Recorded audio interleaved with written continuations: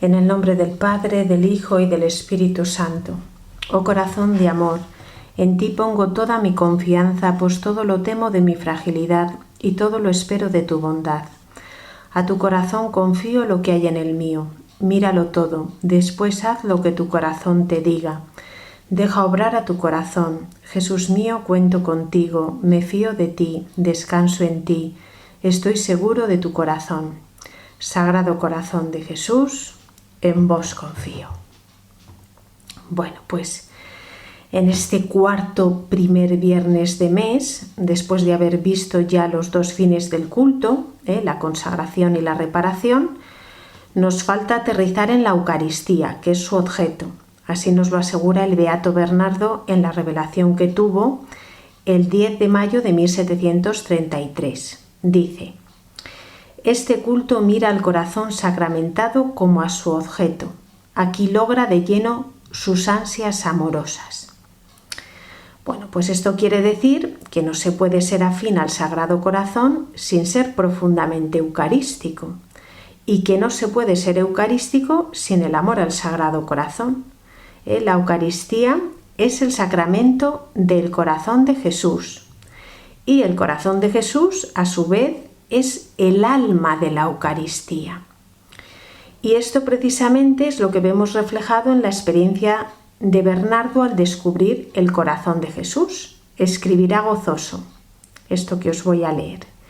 Jesús sacramentado es mi gloria y mi gozo, mi consuelo y mi vida. Desde que conozco su corazón, siento grandemente aumentada la devoción con este misterio de nuestro Dios sacramentado. Bueno, pues esto es lo que nos tiene que pasar a nosotros, Nuestro amor al Sagrado Corazón siempre, siempre desemboca en un mayor amor a la Eucaristía. En Lucas 22:15, Jesús nos dirá: con ardiente deseo he deseado comer esta Pascua con vosotros antes de padecer. Vemos que la institución de la Eucaristía nació del ardiente deseo de su corazón, es obra del Sagrado Corazón de Jesús. Bernardo nos asegura que el designio de mostrar Jesús su corazón lo concibió en el mismo instante que determinó quedarse en la Eucaristía. Bueno, pues vemos que en aquella noche de pasión había un fuerte combate en el corazón de Cristo. Por una parte, su deseo de quedarse con nosotros en la Eucaristía, como así lo ha hecho, pero por otra parte, sabiendo que en su presencia sacramental es donde más iba a ser ofendido. Jesús, al mostrar su corazón, lo que pretende, lo que quiere, es que avivemos, renovemos y encendamos nuestro amor eucarístico, para que ahí donde es más ofendido pueda tener él sus amadores, almas eucarísticas que le consuelen y reparen, que vivan para eucaristizarse, para hacerse entrega e inmolación al Padre. Por eso pedirá Santa Margarita prácticas de reparación eucarística, como ya sabemos, la hora santa y la comunión reparadora de los primeros viernes.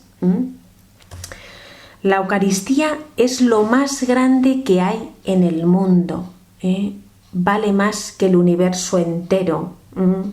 Hay un ejemplo para entenderlo que me pusieron a mí en unos ejercicios espirituales y nunca se me ha olvidado. Nos hicieron esta pregunta: ¿qué es más importante, un cuadro de Velázquez o Velázquez? Por supuesto que Velázquez.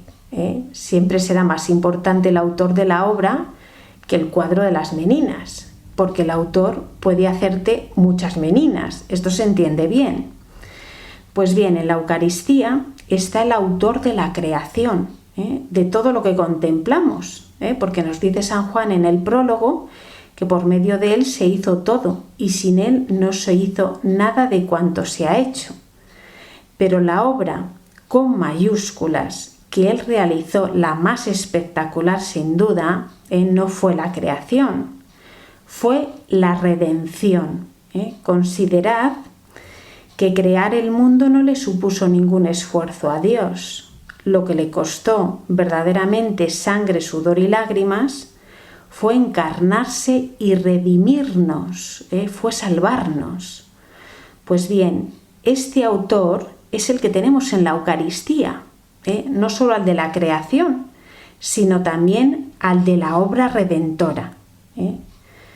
Si consideráramos realmente esto, cada vez que nos ponemos en su presencia sacramental, nos caeríamos de espaldas. Pero como normalmente lo que hacemos es como un automatismo llegar, nos plantamos ahí y no pensamos ante quién estamos, pues nos quedamos tan anchos.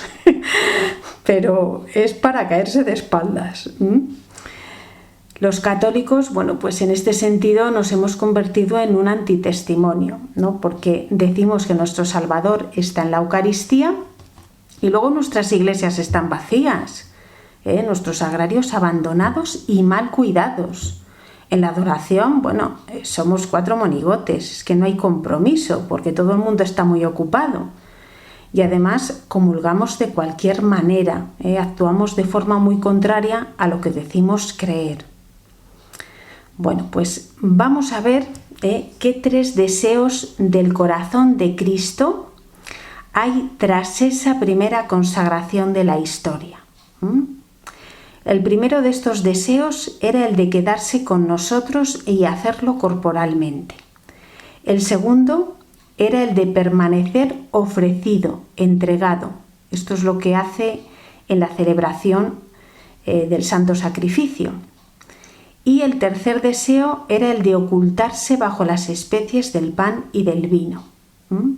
Bueno, pues vamos a ir explicando cada uno de estos latidos del corazón de Jesús y cómo debemos responder a ellos para ser almas eucarísticas. Me he servido de las aportaciones de 2 sacerdotes, Alberto José Chávez y Fernando Rey Ballesteros.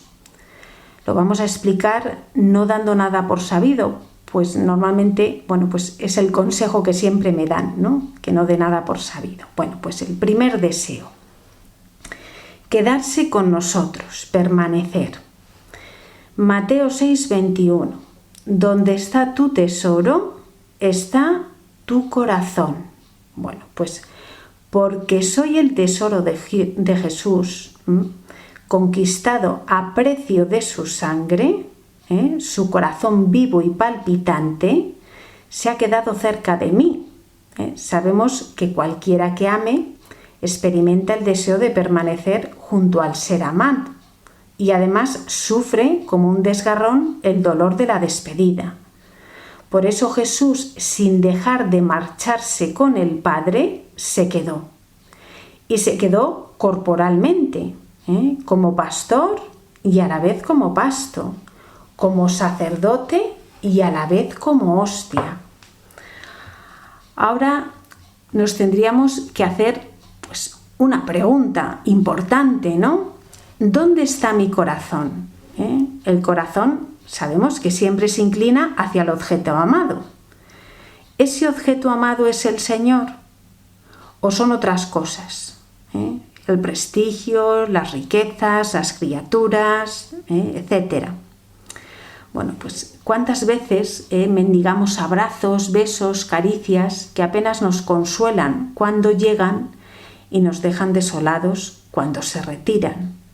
No hay abrazo ni beso que transmita un amor comparable al que gritan los sagrarios. El mero hecho de saber que Jesús está en los sagrarios, amando al hombre y ofrecido por amor en cada misa, debería bastar para llenar de gozo la vida entera. Si en la pasión Jesús te acompaña sufriente hasta el Calvario, en la hostia te acompaña en el camino de la vida, hasta que entregado como tu viático te toma de la mano para llevarte a la eternidad. Si esto es así, si Él te acompaña, ¿cómo no acompañarle tú en el sagrario, ¿no? Cada día? Sería una respuesta muy fea, no hacerlo. Igual de fea que la de aquellos 9 leprosos que una vez curados no se volvieron para alabar a Dios. Esta Esta es la proporción de su abandono, ¿eh? Solo 1 de 10 redimidos ama a su Redentor. De ahí la herida de Jesús cuando dice: ¿no han quedado limpios los 10? Los otros 9, ¿dónde están? Es que nos dice esto, ¿dónde están? Es como si Jesús pareciese necesitarnos, más que nosotros a él, porque preguntó por ellos, mientras que los otros leprosos, una vez curados, sintieron que ya podían continuar su vida, volvieron a sus pueblos, rezarían en sus sinagogas y al cabo de un tiempo morirían. El amor con que amó a Jesús, el leproso que volvió para postrarse ante él, lo salvó de la muerte y del infierno. Solo él, entre los 10, recibió vida eterna. Solamente a este Jesús le dijo: tu fe te ha salvado. Todos necesitamos al Señor y todos le pedimos diariamente y debemos de hacerlo, desde nuestra pobreza. Pero necesitar al Señor no basta. Si no aprendemos a amarlo, no podremos salvarnos. Todos hemos experimentado lo que se cambia bajo su presencia sacramental.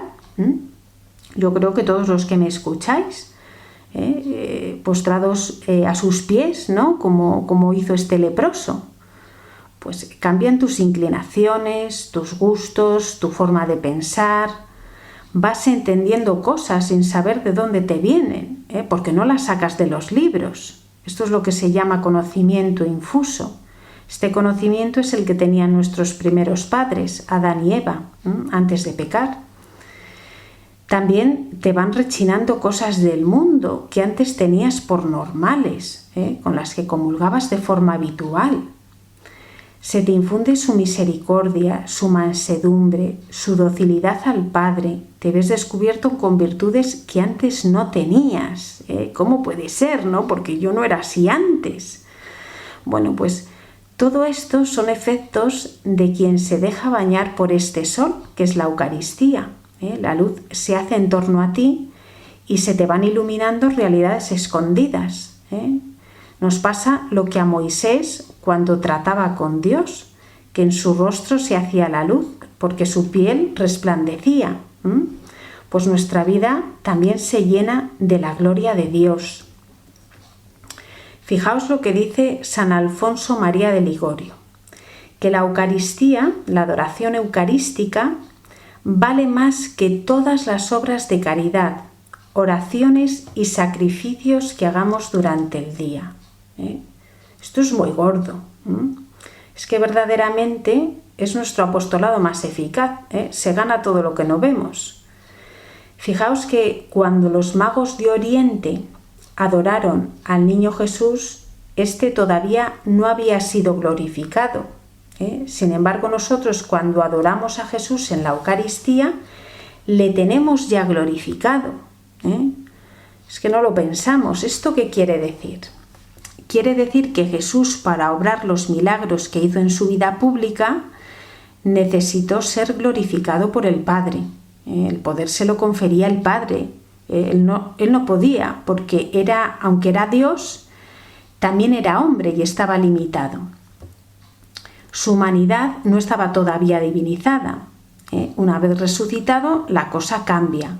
Entonces, sí está ya divinizada y por tanto no está limitado.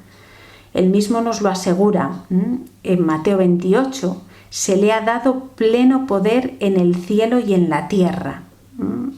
Es decir, ya no depende del Padre para ejercer su poder. Bueno, pues en la Eucaristía no solo está la persona de Jesús, sino que está contenida toda su obra redentora. Está actuante, operante, con pleno poder en el cielo y en la tierra. Muchas veces nos presentamos ante su presencia sacramental siendo opacos a su luz. No nos dejamos cambiar. ¿Cuántas veces dejamos a Dios con el corazón oprimido sin darle la posibilidad de colmarnos? Esto le hace sufrir grandemente. Primero porque no queremos ir a Él Y segundo, por no ir con las debidas disposiciones, con la humildad y docilidad a su espíritu. La Eucaristía es nuestra superlotería, porque todo, absolutamente todo lo que necesitamos está contenido en ella. Somos muy dados a llamar a otras puertas para solucionar las cosas y lo único que hacemos es cansarnos. Aquí a nadie se le ocurre, cuando va al banco, decirle a la de la limpieza que le abra una cuenta bancaria. Lo primero, porque no sabe. Y lo segundo, porque no tiene la potestad para hacerlo. Es de sentido común. Bueno, pues solo Cristo puede ayudarnos. Vayamos a Él. Lo primero, luego ya pongamos los medios, ¿no? Porque Dios ayuda a quien se ayuda. Es muy común los que andan también, pues atrapados en el servicio a Dios. Muchos bajo este pretexto, bueno en su fin, pues están dejando solo y abandonado a Jesús. Es como si yo le digo a mi marido que le quiero mucho y luego me paso el día haciendo cosas por él, pero a él no le hago ni caso, es que ni le veo. Creo que esto sería un amor muy cuestionable, ¿Nos parece? Pues yo creo que sí. Bueno, pues no se puede abandonar a Jesús por las cosas de Jesús. Eso es como dar más importancia al cuadro de Velázquez, a sus obras, que al propio Velázquez. San Juan Pablo II nos dice que la Eucaristía es un don demasiado grande para someterlo a ambigüedades o reduccionismos. No se puede reducir la Eucaristía como si fuera un regalito de compromiso de poco valor, cuando es el tesoro de los tesoros que tenemos. Y tenemos que cuidar todo lo que rodea la Eucaristía. Fijaos que se encontró una carta preciosa del Beato Bernardo titulada así: Modo de comportarme ante el Santísimo Sacramento. Esta carta la escribió pocas semanas antes de su muerte. Para Bernardo la Eucaristía es el sacramento del amor y percibe como en este sacramento pues Jesús es rechazado y descuidado. Por eso él se propone reparar poniendo todo su cuidado. Por eso nos conviene hacer a nosotros pues o un examen, ¿no? Todos los días, un examen de conciencia eucarístico, ¿no? A ver cómo nos hemos comportado ante su presencia sacramental para poner el cuidado como Bernardo, ¿no? Y reparar por aquellos que no ponen el cuidado. No olvidéis que en el fervor eucarístico está siempre nuestro termómetro para ver si es auténtico nuestro amor al corazón de Jesús. Siempre es nuestro termómetro. A mí cuando una persona me dice que es muy del Sagrado Corazón de Jesús, yo siempre enseguida le pregunto por su vida eucarística, ¿no? Y bueno, pues ahí tengo la pista, ¿no? Si lo es o no lo es. Segundo deseo. El Señor quiso permanecer ofrecido y entregado a los hombres. Si la obra que había venido a realizar Cristo entre nosotros era la redención, no quiso quedarse con los hombres, sino era precisamente redimiendo. Permaneció junto a nosotros, el amante, haciendo lo que mejor sabe hacer. Se quedó amando, esto es, redimiendo y salvando. Por eso se quedó entregado y sacrificado, convertido en hostia y ofrecido al Padre. Esto es la Santa Misa. Definición. La Eucaristía es la renovación incruenta del sacrificio cruento del Calvario, que después de la misa se presencializa, se prolonga en la presencia viva de Cristo en las especies sacramentales. Bueno, pues atención, porque la Eucaristía no es repetición, no es recuerdo, es renovación. ¿Esto qué significa? Que en cada altar se hace real y misteriosamente presente ese único sacrificio que ha sido ofrecido una sola vez. Por eso no es repetición. para que nosotros ahora podamos estar presentes y asociarnos a su sacrificio. Uno no puede participar activamente en un recuerdo.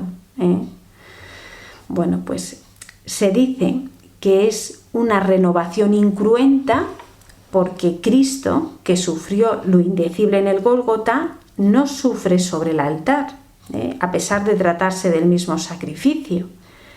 El modo en que se renueva en cada Eucaristía trae al altar la víctima, el sacerdote y la ofrenda, pero no el dolor. Aunque cada vez que asistimos a la celebración eucarística nos situamos existencialmente en el mismo Calvario, ¡qué impresionante! No por ello nos desplazamos en el tiempo, no hace falta. Es más bien el sacrificio el que despliega todo su poder en el momento y lugar actuales. Cada uno de nosotros nos unimos a Él en la medida de nuestra devoción. Todo lo que hacemos durante el día, fregar, lavarse los dientes, ver a los amigos, atender a la familia, acudir al trabajo, etc. Bueno, pues son los puntos a lo largo de una línea que se prolonga según los años que vivamos, en la que al final, como dice el Evangelio, lo escrito está, no hay retroceso. Pues bien, la misa no es un punto más en esa línea, sino que ella rompe la línea del tiempo y entra en diálogo con ese sacrificio que ha roto la historia y la ha abierto a la eternidad. La eternidad de Dios entra en mi vida y mi vida se escapa a través del altar hacia lo eterno de Dios, queda como absorbido. No ofrecer lo que somos y tenemos con la ofrenda de Cristo, aunque en muchos casos lo que tengamos sean nuestros fracasos y nada más, es como quien permanece en el andén mientras escapa el tren, que lo va a llevar al cielo y lo va a transformar.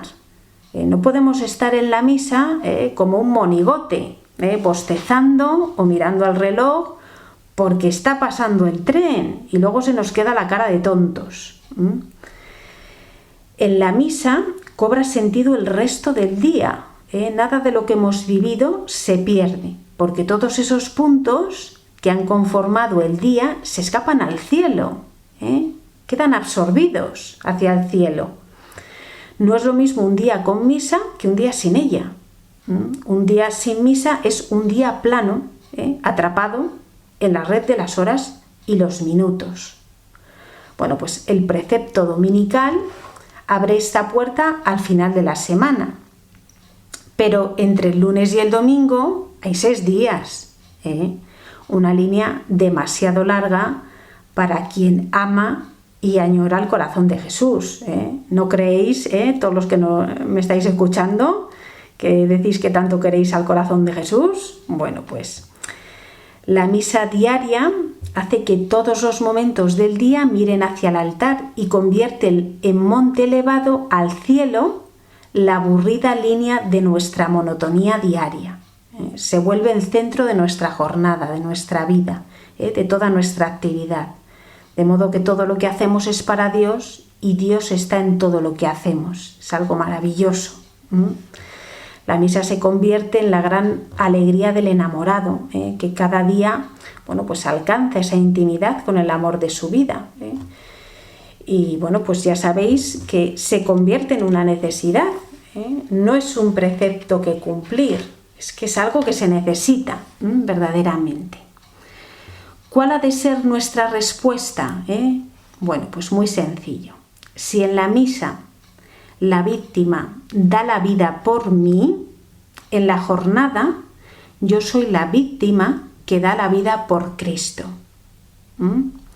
Se trata de vivir inmolado como Jesús, con el cuerpo partido y la sangre derramada, con el corazón abierto, elevando súplicas a gritos como Él y con lágrimas al Padre, por la Iglesia, por la salvación de las almas. Hay que vivir así, vivimos así, como hostias vivas de inmolación. Hay que arrodillarse en la vida espiritual, y aunque te parezca que no puedes más, no te acuerdes de lo tuyo, de dolores, de comodidades, de lo que supone sacrificio. Así es como se vive inmerso en el misterio eucarístico, en la inmolación sacrificial de Jesús. Palabras de San Pablo.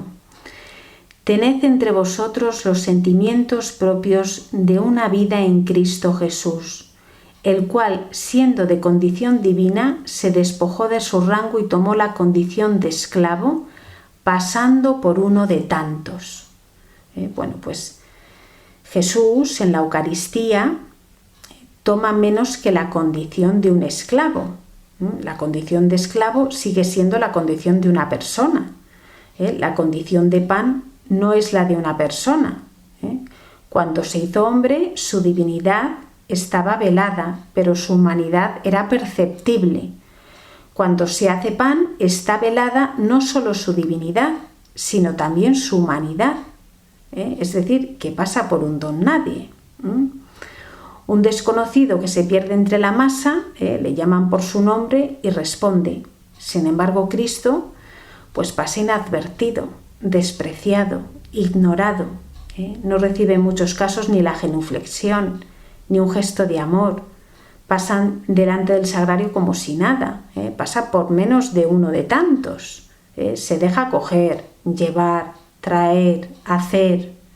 Bueno, pues aquí está la inmolación que debemos abrazar. Pregunto, ¿tú pasas por uno de tantos? ¿Te dejas llevar, traer, despreciar, ignorar como Cristo en la Eucaristía?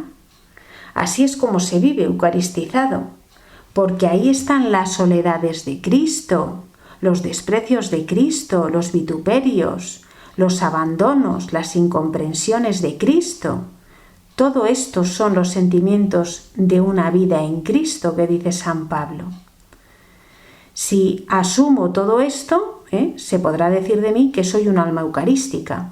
Ahora bien, si solo me quedo con lo bonito de la Eucaristía, que así hay muchas personas, ¿no? Con lo brillante, con lo solemne, con lo celebrativo de la Eucaristía, pues entonces la estoy fraccionando.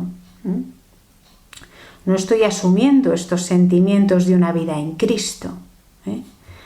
El fin último de la Santa Misa, pues sabemos que es comulgar el cuerpo de Cristo para unirnos a Él.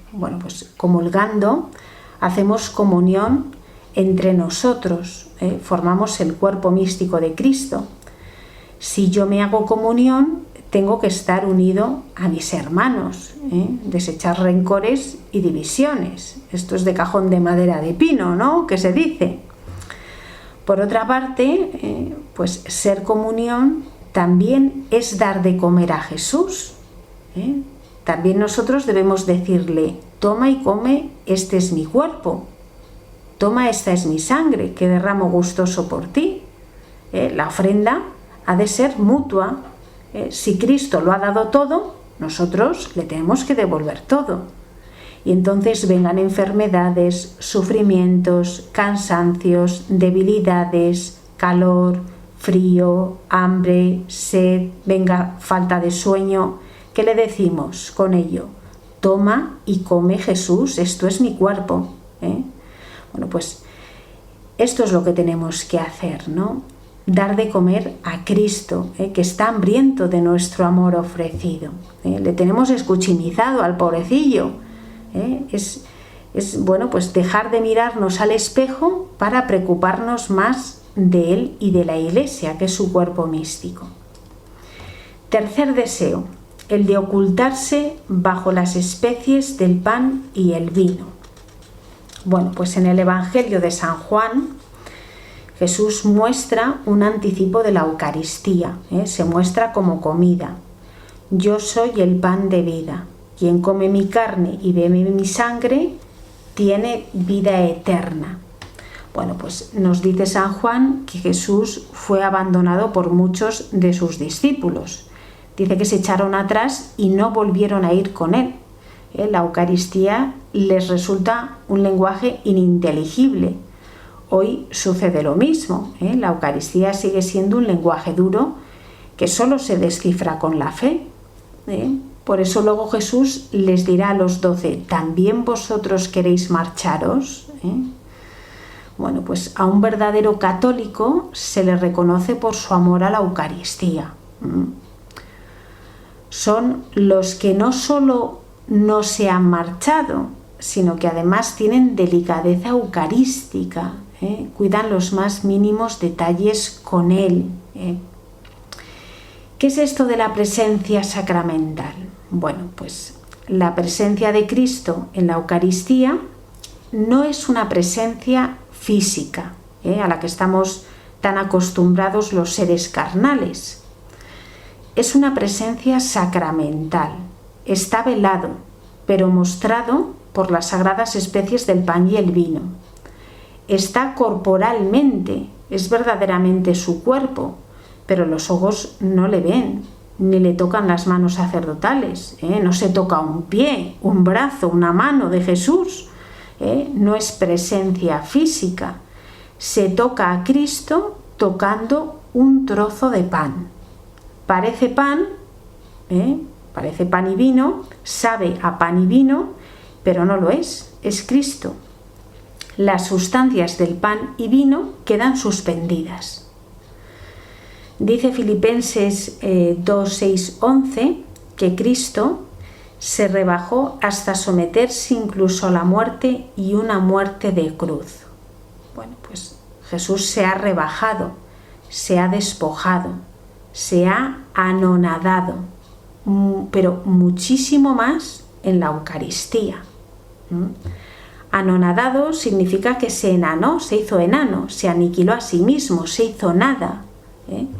Por esto precisamente Dios lo exaltó y le dio el nombre sobre todo nombre. En la Eucaristía su exaltación es también en la humildad. Bueno, pues el despliegue de gloria eucarístico se produce cuando un alma se cristifica, se convierte en hostia viva, se hace nada para ser exaltada por Dios. Esta es la santidad eucarística que os deseo a todos vosotros. La de un alma que no brilla para el mundo, que nadie conoce, pero a la que el Padre le ha dado el nombre sobre todo nombre. ¿Y cuál es ese nombre? El de Jesús. Porque el Padre ya no ve en esas almas pues a Pepito o Menganito. A quien ve es a Jesús. Y por eso las levanta sobre todo y las hace con Cristo Rey, reyes de la creación. Se puede reinar con Cristo, pero antes hay que hacerse Eucaristía, hay que hacerse nada. Cuando una forma consagrada la disolvemos en agua, se pierde su presencia sacramental. Vuelve las sustancias que habían quedado suspendidas, es decir, vuelve a ser pan. Esto mismo es lo que sucede cuando comulgamos. Una vez que queda disuelta la hostia en nuestro organismo, deja de estar Jesús con su cuerpo, sangre, alma y divinidad. Por eso los 10 minutos después de comulgar son decisivos para entregarnos a esta unión con Cristo. Luego ya solo queda su espíritu. Si estamos en gracia de Dios, nos dice San Pablo que somos templos del Espíritu. Esto es lo que llamamos la inhabitación de la Santísima Trinidad. No estamos huecos, que dice Santa Teresa. Somos morada de Dios. No obstante, no todo el que es morada de Dios tiene vida espiritual, goza de Dios. Les hay que gozar más con un partido de fútbol que con una misa. De eso hablaremos después, del gozo espiritual. Tenemos que pedir pues perdón al Señor por todas nuestras comuniones frías. ¿Cuántas veces viene Jesús ardiente a nosotros y nos encuentra, bueno, pues dispersos en bobadas, sin prestarle atención? Una comunión fría no aprovecha al alma, porque la Eucaristía pasa por el cuerpo sin entrar en el corazón. Las puertas se hallan cerradas, ocupadas en naderías, ¿no? En nada. Luego se disuelven las sagradas especies, desaparece Jesús y allí no ha pasado nada, porque nada ha quedado. Fijaos qué desprecio hacia Jesús. Entonces cuidemos mucho, pero que mucho, nuestras comuniones, porque así lo pide el Sagrado Corazón de Jesús. Los luteranos, que son una rama protestante, no lo creen así. Ellos afirman que las sustancias del pan y el vino conviven con el cuerpo y la sangre de Cristo. Es decir, no deja de ser pan y vino. Nosotros, pues somos católicos. Para nosotros ahí ya no están el pan y el vino. Está Cristo, su cuerpo, su sangre, su alma y su divinidad.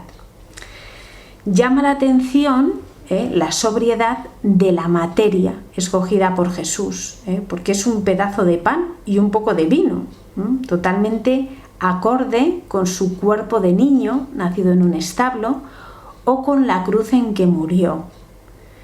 Cristo no habla principalmente a los sentidos, ni tampoco a los sentimientos de las personas. Habla sobre todo a los espíritus y lo hace a través de signos corporales accesibles y discretos. Accesibles quiere decir que no es ningún alimento exótico ni difícil de adquirir, que excluya la posibilidad a nadie. Había que llegar a todos y la Eucaristía pues es el alimento de los pobres, y quien no la reciba como un pobre pues no recibirá el fruto que este pan puede alumbrar en el alma. Discretos, pues quiere decir que lo más excelso de la elección del pan y del vino no es su pobreza, sino su sobriedad. Cualquiera que comulgue pues podrá confirmar que la Sagrada Hostia no sabe a nada, y para el vino bastan unas pocas gotas. Donde la Eucaristía es sabrosa no es en el paladar, sino en el alma. Y para que así sucediera, era preciso que fuera sobria al gusto sensible. De otro modo, el ruido del sentido hubiera ahogado las delicias del espíritu. Esto nos lleva al terreno hoy casi desconocido de los gozos espirituales.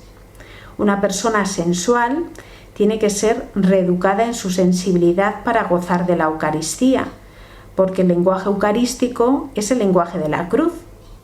Sobriedad en el sentido y fiesta en el espíritu, sequedad en los accidentes y amor eterno en la sustancia, muerte en el cuerpo y vida eterna en el alma. Ante la Sagrada Hostia, el alma queda sumergida en un profundo silencio y en una recogida oscuridad. Allí se ve a Jesús porque la fe se despierta y nos muestra el cielo abierto y el amor de Dios se nos derrama. Los santos se han hecho ante la hostia como se han hecho ante el crucifijo, y quien no aprende ese lenguaje no conocerá el amor. Vamos a terminar explicando qué es esto del gozo espiritual, porque nuestras expectativas sufren muchas frustraciones por no tener esto claro. Esperamos gozar al modo que estamos acostumbrados y la vida eucarística no puede proporcionarnos ese gozo que conocemos. Entonces hay tres tipos de gozos. Está por una parte el corporal, luego el afectivo sentimental y por último el espiritual. Primero, pues ese gozo corporal al que llamamos placer y que consiste en el recreo de los sentidos. Estos son desde una rica comida, el gusto de beber cuando tenemos sed, la sensación de tumbarse cuando estamos agotados, hasta sensaciones más placenteras, más intensas, como son las propias de la sexualidad. Todo esto es un abanico de experiencias sensitivas que tienen un denominador común, el deleite carnal. Son gozos muy epidérmicos y por eso son breves, aunque proporcionen altos niveles de satisfacción. Estos prolongados en el tiempo pues producen hastío. Estos gozos obviamente no son los que vamos buscando ni en la misa ni en la comunión. Luego está el gozo afectivo o sentimental, al que podríamos llamar bienestar, y que consiste en el deleite de los sentimientos y las emociones. Estos son desde una conversación agradable con una persona afín, el paseo de dos enamorados, el abrazo a un ser querido, las emociones despertadas al escuchar una canción que nos gusta, o las que despiertan una película de acción romántica. Bueno, pues son gozos más profundos que los corporales, que incluso pueden prolongarse más en el tiempo sin llegar a saciar, porque una buena película puede mantener la atención del espectador durante horas sin aburrirle, y un enamoramiento puede durar años. Sin embargo, tampoco estos gozos pueden prolongarse indefinidamente, se desvanecen. Uno no siempre se encuentra bien ni se divierte durante todo el día. Si al hablar de placer queda claro que no es lo que la persona debe buscar en la misa, en el caso de bienestar o gozo afectivo ya no queda tan claro. Muchos esperan que la misa pues sea divertida, entretenida, amena e incluso emocionante. Quieren pasar un buen rato como lo pasan en otro ámbito. Y el sacerdote no está para encender sentimientos y provocar emociones. No cuenta con los medios de los profesionales de la diversión. Lo que tiene que custodiar es la liturgia, que esta, en la medida en que sea fiel al parecer de la Iglesia, introduce en el misterio divino, que es espiritual. Por tanto, no se trata de entretener ni divertir. Esta no es la labor de un sacerdote. Para consuelo de ellos, hay que decir que nadie alcanza la salvación por haberse divertido durante esta vida. Y ya tercero y por último, el gozo espiritual.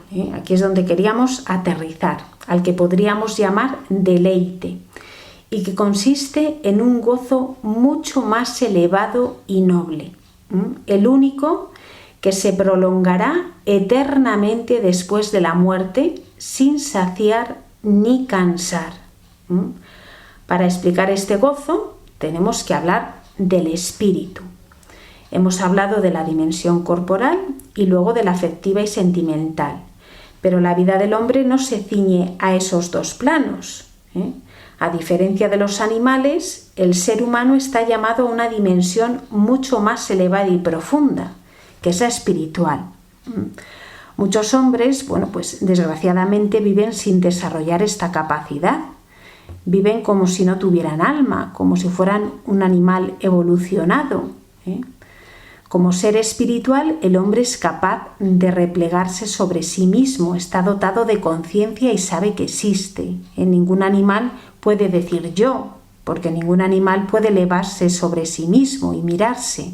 Esa capacidad pertenece al ámbito del espíritu. Si en las dimensiones corporal y afectiva el hombre siente y padece, apetece y rechaza, en la dimensión espiritual, en cambio, conoce e ignora, ama y odia. El gozo espiritual se distingue de los gozos corporales y afectivos en que no se trata tanto en sentir, sino en conocer. No se trata tanto de palpar como en saber. No se trata tanto en apetecer como en amar. Este conocer y saber no son intelectuales al modo humano. Es un conocimiento interno de quién es Dios y cómo es Dios. Pues la diferencia es abismal, porque mientras la experiencia de sentir es efímera, se acaba, la experiencia del conocimiento es algo que se sabe para siempre. Por eso, al referirnos al cuerpo o a los afectos, hablamos de estar a gusto, estar contentos, y al referirnos al estado deseable del espíritu, hablamos de ser felices, de ser felices. Quien es feliz lo es incluso mientras sufre dolor o siente tristeza. lo que sucede en la dimensión corporal o afectiva no altera el estado del espíritu, que ha alcanzado la felicidad. Esto es lo que han vivido los santos, que han sido felices en medio de sus sufrimientos. Nuestros contemporáneos han adulterado el amor y lo identifican con una experiencia carnal, hacer el amor, o con un sentimiento, sentir amor. Pero lo cierto es que el amor ni se hace ni se siente, más bien se vive, y se vive desde lo profundo del ser humano, que es el espíritu.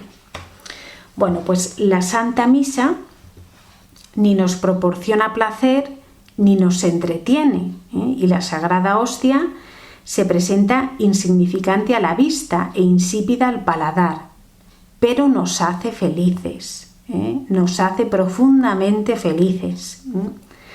El espíritu, más que lo agradable, lo que busca es lo verdadero y bello. Esta búsqueda, pues, te pone en movimiento, te hace salir de ti mismo y entregarte. Entonces, así es como llegas al conocimiento. Con el conocimiento crece el amor y ambos se van retroalimentando y así aumenta la dicha. Parece un poco lío. Yo la verdad es que cuando lo leí digo, sí, esto es un poco lío, ¿no? Bueno, pues es muy sencillo. Supongamos que un Óscar conoce a una piluca, o sea, yo, y se entabla una relación amorosa. Pues cada uno irá desvelando al otro lo que es el misterio de su persona. Al irnos conociendo va creciendo el amor y así va aumentando nuestra dicha. Mientras mantengamos la decisión de entregarnos, de salir de sí mismos, irá creciendo este conocimiento del uno al otro. Pero ¿qué pasa? Que llega un momento en que yo ya conozco a Óscar de requete sobra y pocas cosas me sorprenden.